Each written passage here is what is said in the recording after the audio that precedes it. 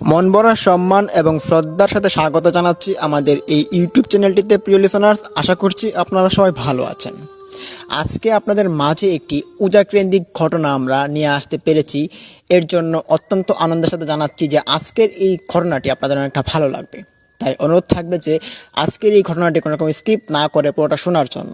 Listeners, এরই আগে আরও একটি কথা বলবো, যেটা হচ্ছে আমাদের এই চ্যানেলটিতে আপনারা যারা যারা নতুন রয়েছেন তারা অবশ্যই, যারা যারা এখনও সাবস্ক্রাইব করেনি তারা অবশ্যই সাবস্ক্রাইব করে পাশে থাকা বেল আইকনটি অন করুন। চলুন দেরি না করে এবার আমাদের মূল ঘটনায় যাওয়া যাক। ঘটনাটি ইমেল আকারে লেখা হয়েছে, তাই ইমেইলে যেভাবে লেখা আছে আমি ঠিক সেভাবে আপনাদের মাঝে উপস্থাপন করার চেষ্টা করছি। আসসালামু আলাইকুম প্রিয় লিসেনার্স, আমি কিশোরগঞ্জ জেলার কাটাবাড়িয়া গ্রামের নূর আহমেদ বলছিলাম। আমি এখানকার স্থানীয় একজন বাসিন্দা। আমি এখানে ছোটোবেলা থেকেই বড় হয়েছি। আমার বাবা মায়ের স্বপ্ন ছিল আমাকে দিয়ে ভালো কিছু করাবে, কিন্তু আফসোসের বিষয় হচ্ছে যে আমাকে দিয়ে ভালো কিছু হয়নি। তবে আমাকে যখন ছোটোবেলা স্কুলে ভর্তি করানো হয়েছিল আমার বাবা মা, তখন আমি পড়ালেখায় অতটা ভালো ছিলাম না, যার কারণে পড়ালেখা ছাড়িয়ে আমাকে ওজার কাছে দেওয়া হয়েছিল, আমাকে ওজা কেন্দ্রিক কাজ শেখার জন্য। খুব কষ্টের মধ্যে আমি ওজার কাজটা শিখি। তবে ওজার কাজটা শেখার পর আমার লস হয়নি, বরঞ্চ লাভ হয়েছে। আমি যখন ওজার কাজটা শিখি তখন আজ থেকে প্রায় 30 বছর আগের কথা। আমি আমার উস্তাদের কাছ থেকে এই ওজার কাজটা আমি খুব ধীরে সুস্থে আমি শিখতে থাকি, এবং এই কাজের পরিপ্রেক্ষিতে আমাদের এলাকাতে বা এলাকার বাহিরে অনেক জায়গা থেকে মানুষ এসে আমাকে নিয়ে যেত যদি কাউকে সাপে কামড় দিত। কেননা আমার ঝাড়া এমন ভালো ছিল যে মানুষকে যদি আমি ঝাড়ফুঁক করি তাহলে তার সাপে কাটার অংশটা, যে বিষটা প্রয়োগ হয় তার শরীরে, এইটা অনেকটা কমে যায় এবং রোগী সুস্থ হয়ে ওঠেন। তো আজকে আপনাদের মাঝে আমার আসার মূল কারণ হচ্ছে আমার সাথে ঘটে যাওয়া একটি ভয়ঙ্কর ঘটনা, যেই ঘটনাটি আপনাদের মাঝে আমি এখন শেয়ার করতে যাচ্ছি। লিসেনার্স, আশা করি ঘটনাটি আপনাদের মনোযোগ সহকারে শুনবেন এবং এই ঘটনাটির ভয়াবহতা সম্পর্কে আপনারা অনেক কিছু জানতে পারবেন এবং এটা থেকে অনেক কিছু শেখার রয়েছে। লিসেনার্স, চলুন যাওয়া যাক আজকে থেকে অনেক বছর আগের একটি ঘটনাটিতে। তখন সালটা আমার ঠিক মনে হচ্ছে না, তবে এটা অনেক দিন আগের একটি ঘটনা। তখন আমি আমার উস্তাদের কাছ থেকে আমি ওই ঝাড়ফুঁকগুলো অনেক শিখে পারদর্শী হয়ে গিয়েছিলাম। আমি তখন অনেকটা ভালো পারি এবং একা একাই ওজার কাজ করতে পারি। যদিও আমার উস্তাদের সঙ্গে আমি অনেক বছর কাটিয়েছিলাম, তবে উস্তাদ মারা যাওয়ার পর থেকেই আমি একা হয়ে যাই এবং আমি একা একাই মানুষের ঝাড়ফুঁক করে থাকি। তো এর মধ্যে আরও একটি কথা আপনাদের মাঝে বলে রাখা ভালো, যেটা আমার যে ওজার বিষয়টা, যারা যারা ওজা থাকে বা যারা ওজার কাজ শেখে তারা কিন্তু পরিবারের সঙ্গে বেশি মিশতে পারে না। তারা অন্য একটি জায়গায় বা অন্য একটি বাসস্থানে তাদের একা থাকতে হয়। অনেক কিছু কাজ কর্মাবলী তাদেরকে করতে হয় রাত্রিবেলা, যার কারণে তাদের পরিবারের সঙ্গে থাকাটা বারণ। থাকতে পারবে, তবে এত বেশি থাকতে পারবে না, অন্য বাড়িতে থাকবে এবং একা থাকতে হয় বেশি। আমিও এরকমটা থাকি। তো আমাদের বাড়ি থেকে অনেকটা সামনে একটা পুকুর রয়েছে, ওই পুকুরটাও আমাদের। ওই পুকুরের পাশে একটা বাড়ি, একটা ছোট্ট একটা ঘর তৈরি করা হয়েছে, যেই ঘরের মধ্যে আমি থাকতাম এবং আমার ঘরটা ছিল একবারে সামনে। মানুষের যদি আমাদের বাড়িতে আসতে হতো তাহলে আমার ঘরটাকে অতিক্রম করে তারপর আসতে হতো। বরাবরের মতোই আমি ওই দিন রাত্রিবেলা ঘুমিয়ে পড়ি। হঠাৎ আমি শুনতে পাই ঘরের বাইরে থেকে কেউ একজন ডাকছে, বলছে, আপনি আমাকে বাঁচান, আপনি আমাকে বাঁচান, দরজাটা খুলুন আমাকে, আমি মরে গেলাম। তখনই চরকির মতো ঘুরান দিয়ে আমি হুট করে দাঁড়িয়ে পড়ি। আমি তখন উজার কাজে ব্যস্ত ছিলাম। রাত মধ্যরাতেও আমাদের এরকম কাজ করতে হয়। তো আমি চরকির মতো ঘুরে যখন দরজাটার নিকট যাই, গিয়ে যখন দরজাটা আমি খুলি, তখনই আমি দেখতে পারি যে একটা মেয়ে আমার উপরে এসে পড়ে গিয়েছে। মেয়েটার বয়স প্রায় 17 কি 16 হবে, আনুমানিক একটা মধ্যবয়সী মেয়ে, একবারে যুবতী মেয়ে এরকম। তখন তাকে আমি হাতে দড়ি ধরে আমি তাকে আমার বিছানায় বসাই এবং বললাম যে, কি হলো আপনার, আপনার কি হয়েছে? মেয়েটি বলে যে, আমাকে আপনি বাঁচান, আমাকে সাপে কেটেছে। তখন আমি বললাম যে, সাপে কেটেছে কোথায়, কোন কোন জায়গায় কামড় দিয়েছে দেখি তো। তখন মেয়েটি তার যখন পাটা তুলা দিল, মানে পায়ের যে পাজামা ছিল ওইটা তুলা দেওয়ার পর আমি দেখতে পাই যে তার হাঁটুর নিচ থেকে অসংখ্য সাপের দাগ বসে আছে। এইটা দেখে আমি অনেকটা অবাক হই। যদিও আমি উজা, বাট আমার জীবনে আমি এরকম দাগ কোনোদিন দেখিনি। আমি তখন এক ঝলকা মেয়েটির দিকে তাকিয়ে বললাম যে, আপনার তো মারাত্মক অবস্থা হয়ে যাচ্ছে, এটা কি করে হলো আপনার? তখন মেয়েটি বলে যে, আমি ওই বিল পার দিয়ে আসছিলাম, আর ওই বিল পাড়ের মাঝখানে ছিল আমাদের বাড়ি, এবং ওই বাড়ি থেকে আমি যাচ্ছি আমার শ্বশুর বাড়িতে, এবং সেখানেই আমার একটা সাপে দংশন করে এবং মারাত্মকভাবে আমার পাটাতে কামড়ে দেয়। তো আমি এখন খুব অস্থিরতায় ভুগছি, আপনি আমাকে বাঁচান। তখন আমি বললাম যে, আচ্ছা আচ্ছা আমি দেখছি। তো আপনাকে তো খুব মারাত্মকভাবে কেটেছে, কী সাপ এটা তো আমি বুঝতেও পারছি না, আপনি এখানে বসুন আর আমি দেখছি আপনার কী করা যায়। এই বলে আমি মেয়েটাকে এখানে বসিয়ে আমি যাই ঘরের ভিতরে। এখানে 2টা রুম ছিল, ছোট ছোট। একটার মধ্যে আমি যজ্ঞ করতাম, আরেকটার মধ্যে যদি কোনো রুগী আসতো তাহলে তাদেরকে আমি বসতে দিতাম। তখন ওই পাশের ঘর থেকে গিয়ে আমি আমার সাপের বিষ নামানোর জন্য কিছু অংশবিশেষ, পান, তারপর তেল, তারপর আরও কিছু কিছু রয়েছে, এগুলো আমি নিয়ে আসি। আনার পর আমি মেয়েটিকে মাটিতে বসাই, বসিয়ে বললাম যে, আপনি এখানে বসুন এবং আপনাকে আমি যা যা জিজ্ঞেস করব তা আপনি উত্তরে বলবেন। তখন আমি মেয়েটিকে জিজ্ঞেস করলাম যে, আপনার বাড়ি কোথায়? 3বার করে বলবেন। আমি যে কথা আপনাকে জিজ্ঞেস করব সেটা আপনি 3বার করে উত্তর দিবেন। মেয়েটি বলল, ঠিক আছে। তখন আমি বললাম যে, বলুন আপনার বাড়ি কোথায়? মেয়েটি বলল না। আবারও জিজ্ঞেস করলাম, মেয়েটি কিছুই বলল না। আবারও জিজ্ঞেস করলাম, মেয়েটি কোনো সাড়া শব্দ দিল না। দেখে আমি খুব অবাক হলাম। হঠাৎই দেখতে পাই যে মেয়েটি বসা থেকে উঠে পড়ল এবং সে আমার ঘর থেকে বাইর হওয়ার জন্য হাঁটা শুরু করেছে। চরকির মতো ঘুরে দাঁড়িয়েই সে এক পলকে হাঁটা শুরু করলো। আমি তখন বেশ আশ্চর্য হয়ে মেয়েটির পিছনে ধাওয়া করি এবং মেয়েটি ধীর সুস্থে হাঁটছে, এবং হাঁটতে হাঁটতে যে বিলটার কথা বলেছিল যে আমাদের বাড়ির সামনে মধ্যবর্তী বিলটা, ওই বিলের নিকট সে হেঁটে হেঁটে যাচ্ছে। আমি তখন বুঝতে পারি যে বিষয়টা বেশ অদ্ভুত ঠেকছে আমার কাছে। এটা কোনো স্বাভাবিক বিষয় বা কোনো স্বাভাবিক বস্তু হতে পারে না, এটা আমার দেখার আছে। উজার বয়সে আমি এরকম বিষয়, এরকম পরিদর্শন আমি কোনোদিন করিনি, বাট আজকে আমার করতে হচ্ছে। তখন আমি ওই মেয়েটির পিছন পিছন যাই। হাঁটতে হাঁটতে নিমেষের মধ্যে আমি দেখতে পাই যে মেয়েটি আমার সামনে থেকে উদাও এবং অনেকটা সামনে সে চলে গেছে। কীভাবে চলে গিয়েছে এটা আমি বলতে পারছি না। তখন মেয়েটিকে আমি ধরার জন্য আরও জোরে হাঁটি। পর্যায়ক্রমে আমি দৌড়তেও থাকি ওই মেয়েটির পিছনে। দৌড়তে দৌড়তে আমি ওই বিলের ঠিক মধ্যবর্তী স্থানে চলে আসি, যেইখানের কথাটা মেয়েটি আমাকে বলেছিল যে সেখানে তাকে সাপে কেটেছে। আমি তখন সেখানে যাই, গিয়ে দেখতে পারি যে ওই মেয়েটা এখান থেকে নিখোঁজ হয়ে গিয়েছে। মেয়েটিকে আশপাশ দিয়ে পুরোটা আমি খুঁজছি এবং প্রচণ্ড পরিমাণে ডাকাডাকি করছি যে মেয়েটি কোনো সারা শব্দ নেই। তখন আমি এক পলক ওখান থেকে ঘুরে বাড়িতে আসার জন্য রওনা দেব। তখনই দেখতে পাই যে বিশাল আকারে একটি সাপ আমার মাথার উপরে এসে দাঁড়িয়েছে, ফনা তুলে। তখন তার ফনাটা খুব ভয়ানক দেখাচ্ছিল আমার কাছে। আমার থেকে বেশ উঁচু একটা সাপ, আয়তনে বেশ 12 থেকে 13 ফুট লম্বা হবে এবং মোটায় হবে প্রায় 2 থেকে 2.5 ফিট। এরই পাশে একটি পুকুর ছিল, সম্ভবত ওই পুকুর থেকে সাপটি উঠে এসেছে। তখন আমি সাপটিকে এক নজর দেখে আমি পিছন দিকে যাওয়ার চেষ্টা করি। আমি তখন সাপটিকে দেখে আসলে অনেকটা ভয় পেয়েছিলাম। তখন আমার হাতে থাকা কিছু তাবিজ এবং আমার সাথে থাকা কিছু মন্ত্রপানি, যেগুলো আমি পাঠ করি, এর কারণে সাপটা আমার দিকে আর এগোতে পারছে না। তবে সাপটা আমার দিকে বারবার ফনা তুলে আসার চেষ্টা করছে এবং এমন ভাব নিচ্ছে মনে হচ্ছে আমাকে সে এখানে পেলে এখানেই সে গিলে খাবে। তখন আমি ভাবলাম যে না, এখানে আর এক মুহূর্তও দেরি নয়, আমি এখান থেকে হুট করে আমাকে বাড়ি যেতে হবে।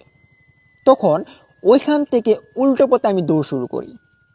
যদিও আমার বাড়ি ছিল ওই সাপের রাস্তা দিয়ে, কিন্তু যান বাঁচানোর পরিধিতে আমি উল্টো দিকে দৌড়াতে শুরু করি।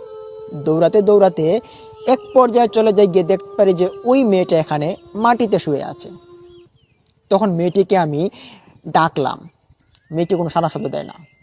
মনে হলো মেয়েটি মারা গিয়েছে, তার নিঃশ্বাসও পড়ছে না। তখন আমি এই মেয়েটিকে এখানে ফেলে রেখে আমি ভাবলাম যে আমি এখান থেকে চলে যাই, না হলে আমার সঙ্গেও কিছু খারাপ ঘটনা ঘটতে পারে। তখন অনেকটা যাওয়ার পর দেখতে পাই যে ওই সাপটা আমার পিছন দিকে এত দ্রুতভাবে হেঁটে আসছে, মনে হচ্ছে যে এক পলকে আমাকে এখন সে ধরে ফেলবে। তখন আমি এখানে বসে একটা গোল দাগ অঙ্কন করি মাটিতে।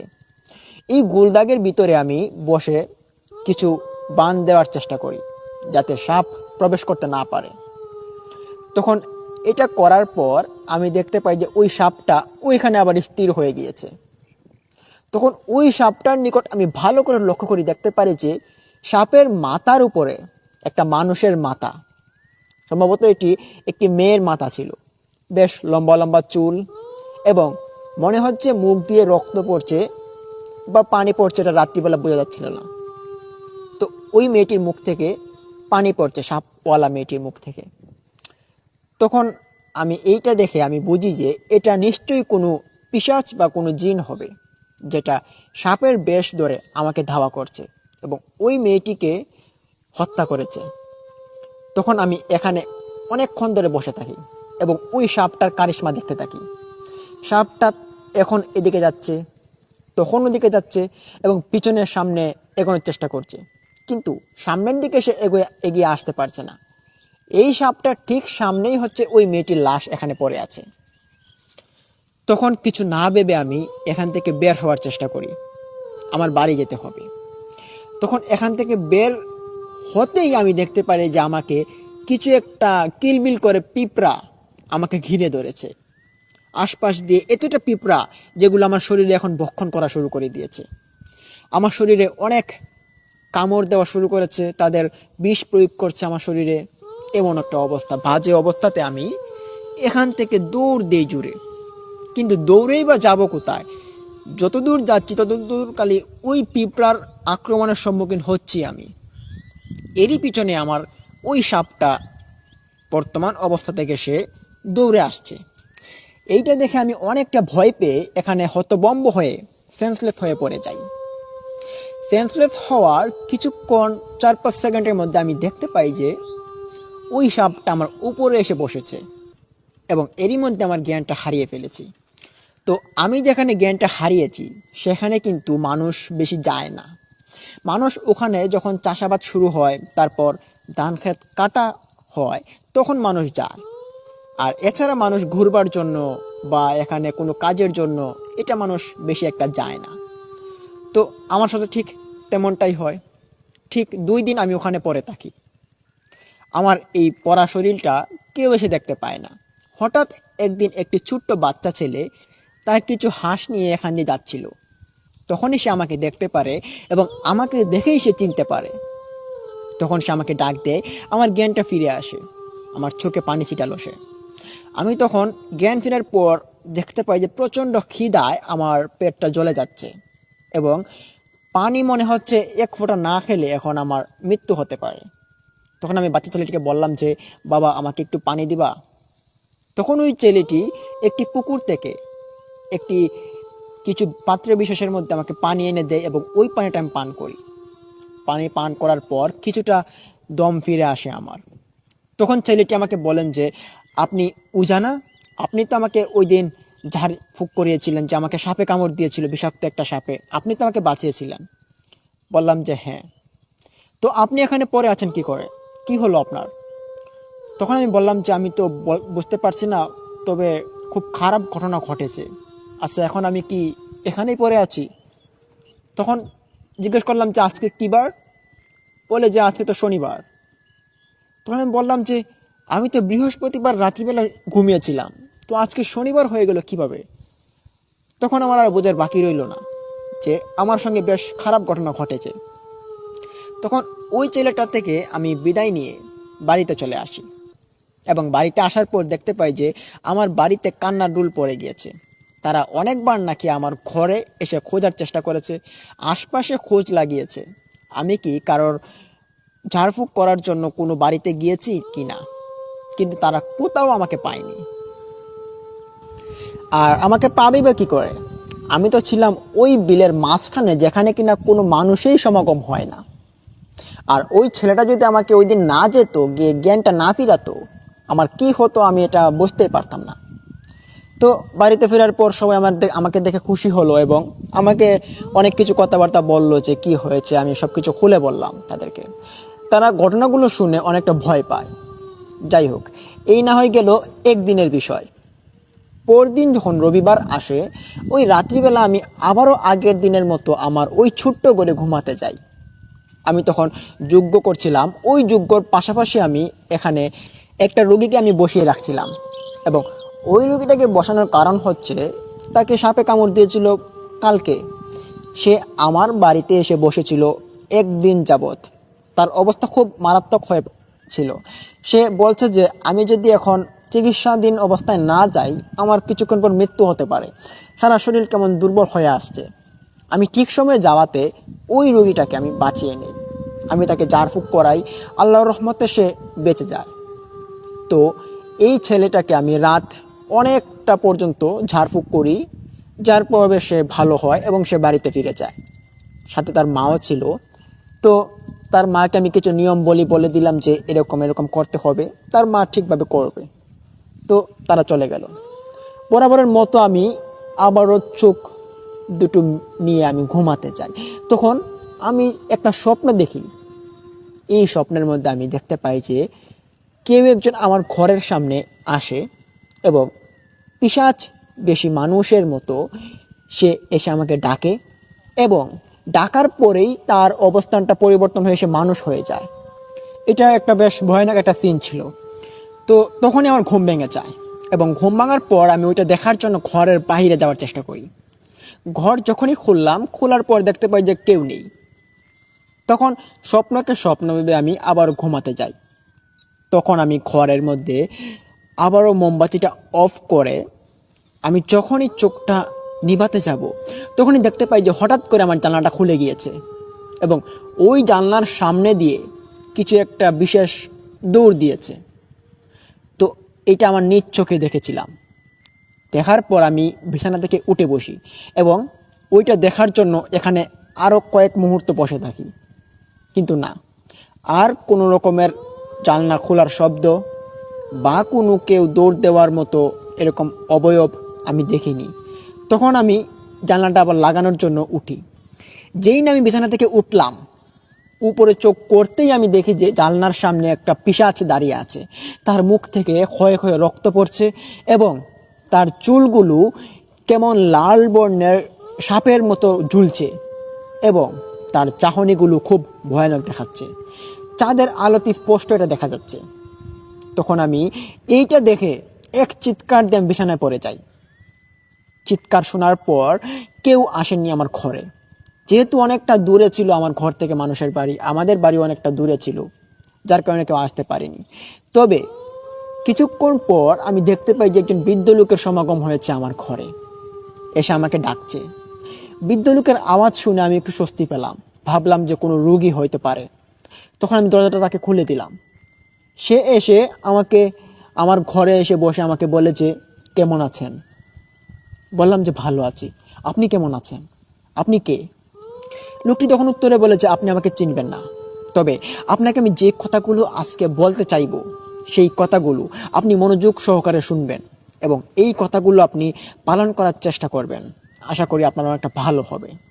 বললাম যে ঠিক আছে, আপনি আমাকে বলুন আমার কি করতে হবে। তখন লোকটি আমাকে বলে যে আপনার সাথে আপনার সঙ্গে এমন কিছু ঘটতে চলেছে কিছুদিনের ভিতরে, যেটি আপনার কাল হয়ে দাঁড়াতে পারে। আপনি এই কয়দিন কোনো রকমের ওঝাকেন্দ্রিক কাজকর্ম আপনি করতে পারবেন না। আর এই কাজ যদি আপনি করেন তাহলে আপনার বিপর্যয় নেমে আসবে, এটা মাথায় রাখেন। আর এই কাজ যে আপনি করতে পারবেন না, এটার সময়সীমা থাকবে 1 মাস। 1 মাস থাকার কারণ হচ্ছে আমাদের এই দিঘিতে একটা গোত্রবর্গ থাকি আমরা।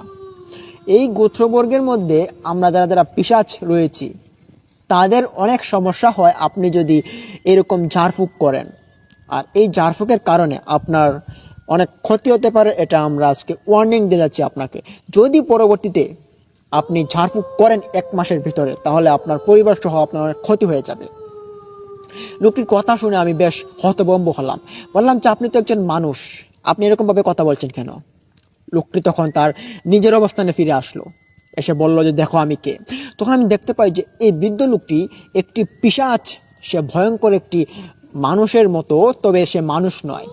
তার মুখ থেকে রক্ত ঝরছে এবং পেতনির মতো এরকম একটা টাইপের তার পিছন দিক থেকে লেজ রয়েছে। তার চুলগুলো বেশ লম্বা লম্বা এবং দেখে মনে হচ্ছে সে একটা পুরুষ পিশাচ। দেখতে পেরে আমি অনেকটা ভয় পেয়ে শরীরে ঘাম শুরু করে দিয়েছে।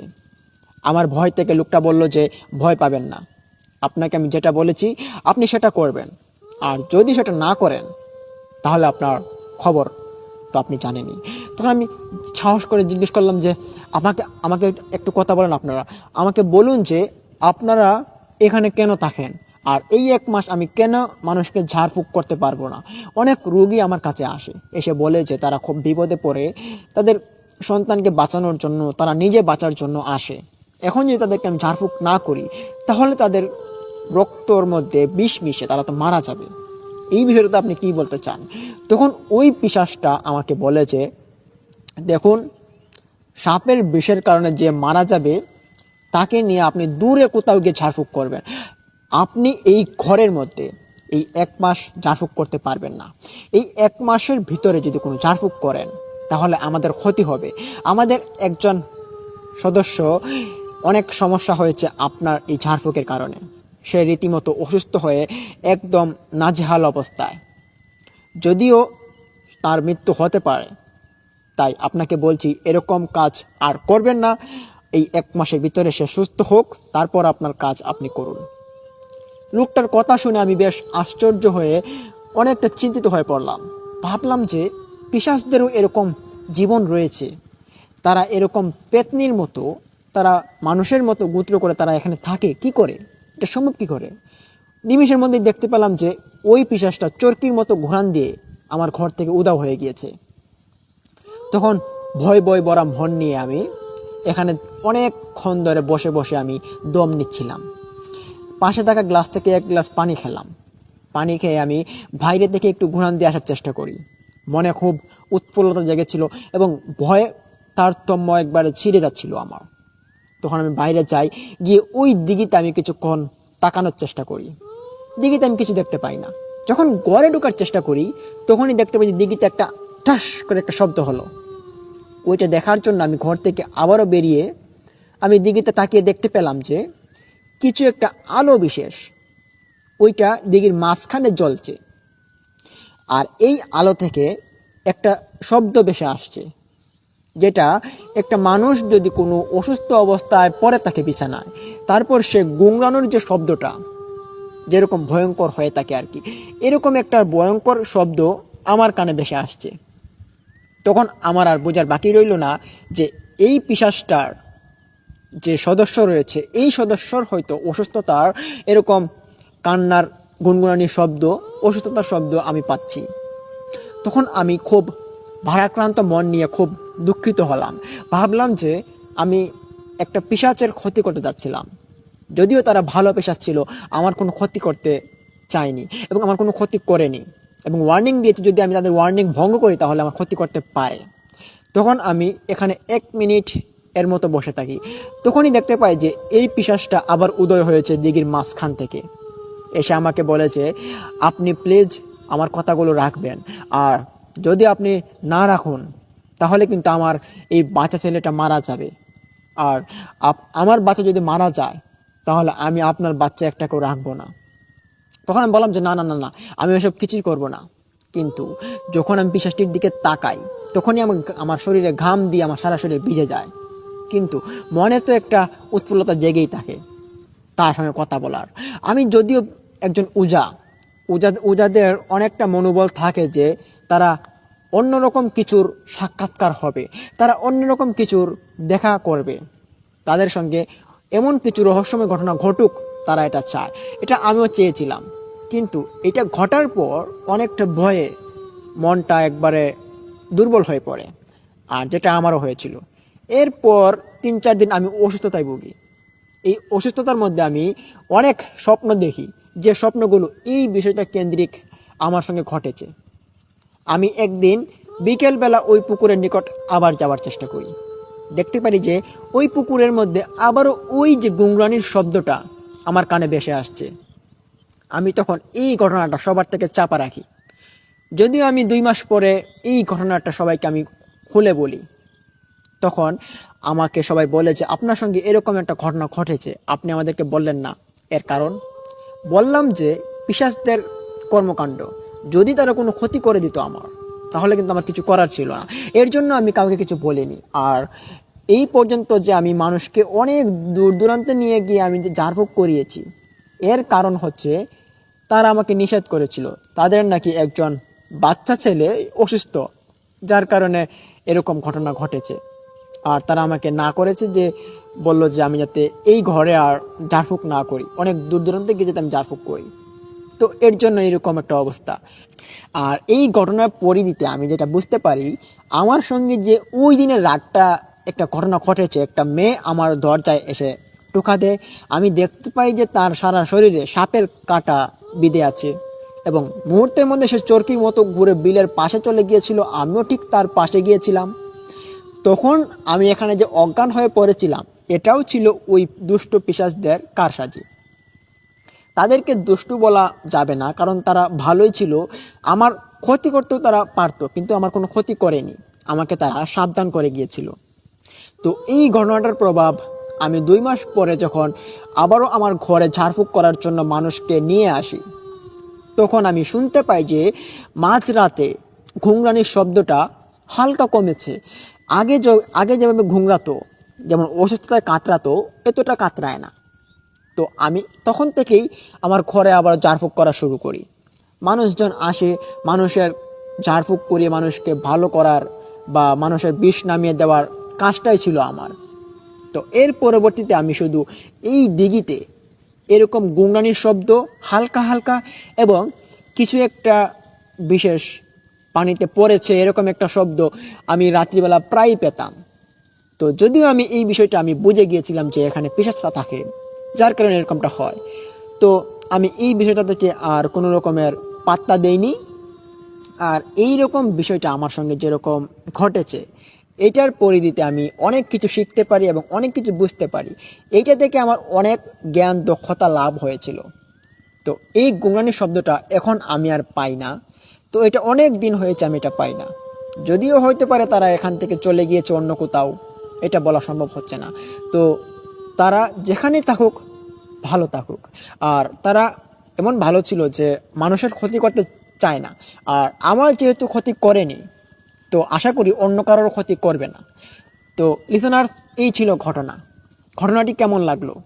ভালো লাগলে ভিডিওতে লাইক দিন, কমেন্ট করুন, শেয়ার করে বন্ধুবান্ধবদের মাঝে ছড়িয়ে দিন এবং অবশ্যই আমাদের এই ইউটিউব চ্যানেলটিকে সাবস্ক্রাইব করে পাশে থাকা বেল আইকনটিকে অন করে রাখুন, যাতে আমরা ভিডিওগুলো আপলোড করার সাথে সাথে আপনার নোটিফিকেশন পেয়ে যান।